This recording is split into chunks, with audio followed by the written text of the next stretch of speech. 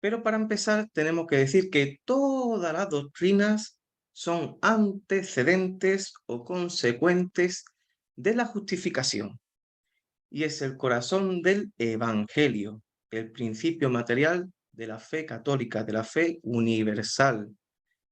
Y efectivamente, la justificación es el corazón, es el centro de todas las doctrinas y el centro del propio Evangelio, de la buena noticia, porque la justificación es una buena noticia, es lo que Cristo ha hecho por nosotros. Entonces, la justificación es una doctrina acerca de Cristo, porque Él es el propio mensaje, es el centro del corazón, es Cristo mismo. Entonces, la justificación es el artículo central de nuestra fe católica. Y digo que es central porque o queda en pie o cae la iglesia si esto desaparece. Si esto desaparece, la iglesia no podría existir. Así que la justificación es un pilar, es como la base de nuestra fe, de esta iglesia que es una santa, católica y apostólica. Y tenemos que imaginar que la justificación por la fe es como una especie de juicio.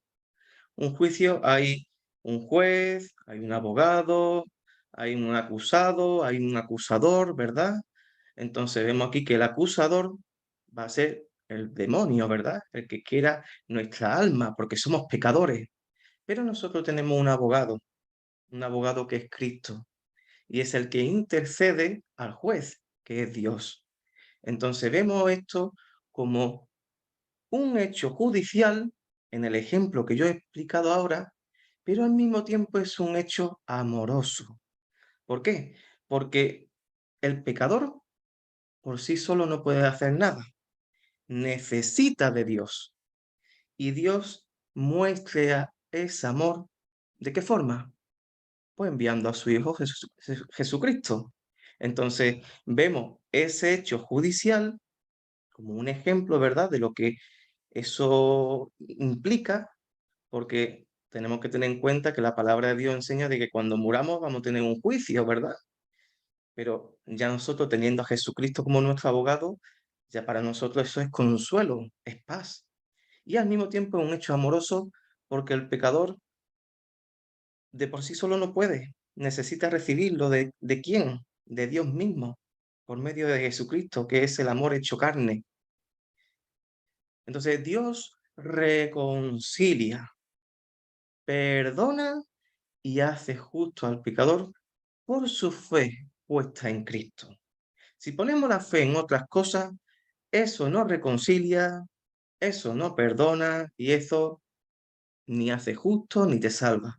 Entonces tenemos que entender de que Cristo es la pieza clave de todo esto. Si quitamos a Cristo ya, desaparece, ¿verdad? Y por eso es importante recordar y también memorizar la cita bíblica de Romanos 1:17, que es muy famosa. El justo por la fe vivirá. Justo. Yo soy justo gracias a Cristo. Por la fe puesta en Cristo. Y viviré porque Cristo resucitó por ti y por mí. Entonces ya la muerte ya no tiene la última palabra, sino la vida y la vida eterna. Entonces habrá tres causas de justificación. Primero será la gracia, luego por causa de Cristo y por último a través de la fe. Gracia, tenemos que entender que la gracia es un regalo. Tenemos que entender que este término, gracia, no es que sea gracioso, ¿sabe? Que te cuente chistes, sino que es un regalo. La gracia es una donación. Yo te doy algo sin pedirte nada a cambio. Entonces, es un regalo que implica un amor muy profundo. Por causa de Cristo, porque esa gracia se hace persona, viene del cielo aquí, se encarna, se hace hombre como tú y como yo, persona de carne y hueso, Jesucristo. Y por la fe, porque la fe es aquella gracia, porque realmente la fe es una gracia, es un regalo que Dios nos da, que es aquella que nos abre los ojos para ver en Cristo a nuestro Salvador. Entonces, una frase muy importante que esto va a recorrer todo nuestro estudio. Dios justifica al pecador por gracia, por causa de Cristo, a través de la fe. Esta frase es muy importante porque prácticamente resume todo lo que es la justificación por la fe. Lo que pasa es que yo ahora lo voy a ir desgranando y explicando un poquito, ¿verdad?, por encima para que entendamos mejor el estudio. Pero esta frase es como el resumen, lo más importante para que nosotros entendamos qué significa la justificación por la fe.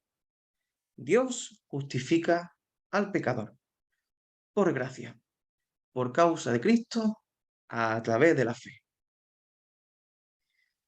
Entonces, vamos a apoyarnos en dos citas bíblicas. Vamos a primera de Juan, capítulo 2, versículo 1, que nos dice: hijos míos, os escribo esto para que no pequéis, pero si alguno peca, tenemos un abogado ante el Padre, a Jesucristo el justo. Entonces vemos aquí, el justo significa aquel que no comete pecado, aquel que es una persona que nunca ha cometido ningún delito. Obviamente todos los hombres pecamos, pero hay uno que nunca pecó, Jesús. Y precisamente Jesús es aquel que nos intercede, está entre Dios y nosotros, es nuestro abogado. De tal manera que Jesucristo, cuando se acerca al Padre, no dice: mira, ese hombre ha sido muy malo, pero bueno, después se ha portado bien. No, Jesucristo dice: Padre, este hijo es de mi rebaño, es mi oveja, es de nuestra familia. Entonces, fíjate ese cambio, ¿verdad?, de relación que ha habido. Ya Jesucristo ya no me apunta como un pecador, sino que ya me ve como uno de su propia familia. Por eso es mi abogado, por eso es el que me intercede, me defiende. Y ahora en Romanos 5:9, con cuánta más razón, pues justificado ahora por su sangre, seremos por él salvos de la ira. Entonces vemos aquí de que la paga del pecado es la muerte. Pero ahora, gracias a Cristo, esa justificación me hace salva. Ahora ya, esa sangre que dice ahí lo que está recordándonos es la crucifixión, su muerte. Entonces, esa muerte, esa sangre limpia mis pecados. A mí me hace justo. Aunque yo sea pecador, a mí me hace justo. De tal manera que aquel que es bautizado es 100% pecador y 100% justo. Somos también santos, porque esto no es una cosa que yo haya conseguido porque yo haya sido bueno. No, no, no. Esta cosa lo hemos conseguido porque Cristo lo ha hecho todo por ti y por mí. Entonces vemos aquí ese regalo que rebosa de Dios hacia nosotros.